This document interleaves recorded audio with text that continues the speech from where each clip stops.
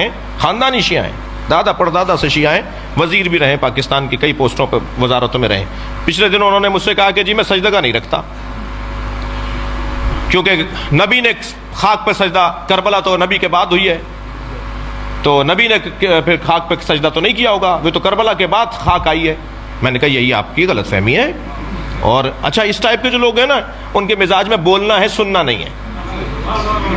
اپنے آفسوں میں بیٹھے ہوتے ہیں، اپنے ماتحتوں کے ساتھ زیادہ رہتے ہیں، تو بول بول کر ان کو اتنی عادت ہو گئی ہے کہ دوسرے بھی چپ رہتے ہیں کہ بھئی انہی کو بولنے دو، تو وہ سننے کے تو عادی نہیں ہے۔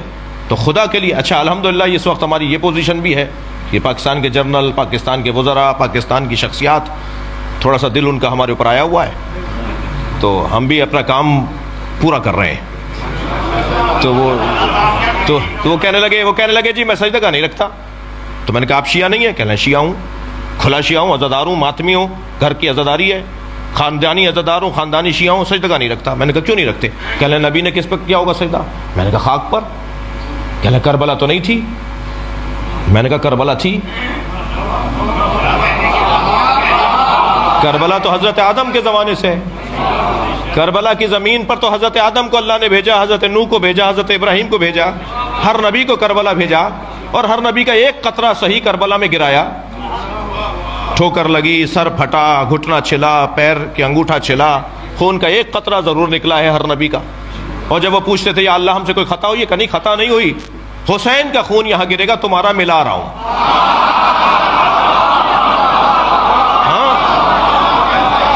تو پہلی بات تو یہ کلیئر رہے کہ کربلا امام حسین نے ڈھونڈی ہے، کربلا نے حسین کو نہیں ڈھونڈا ہے، کربلا پہلے سے تھی۔ رہ گئی بات خاک پر سر رکھنے کی، تو نبی نے خاک پر سر رکھا۔ صحیح بخاری کی روایت، صحیح مسلم کی روایت، وَجُعِلَتْ لِيَ الْأَرْضُ سُجَّدًا، اللہ نے میرے لیے خاک کو سجدگاہ بنایا ہے۔ یہ صحیح بخاری کی روایت، صحیح مسلم کی روایت۔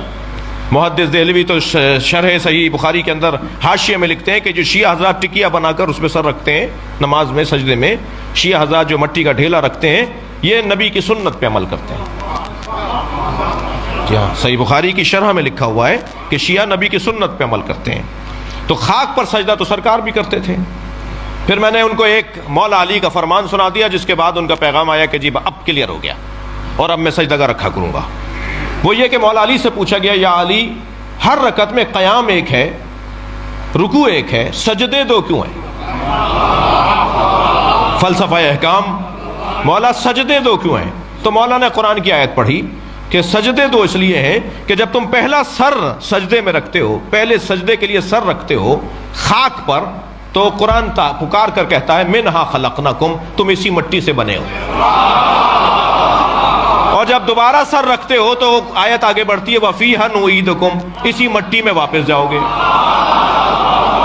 تو پہلا سجدہ تمہاری ولادت کی یاد دلاتا ہے، دوسرا سجدہ تمہاری موت کی یاد دلاتا ہے، اور دونوں سجدوں کے درمیان مختصر سا قیام ہے جسے زندگی کہا جاتا ہے۔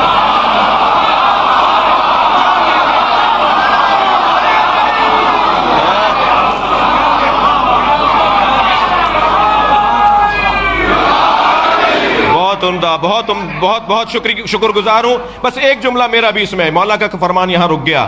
یہ جو دو سجدوں کے درمیان مختصر قیام ہے، اسے زندگی کہتے ہیں، جو استغفار پر مشتمل ہے۔ صلوات پڑھیں گے محمد و آل محمد پر۔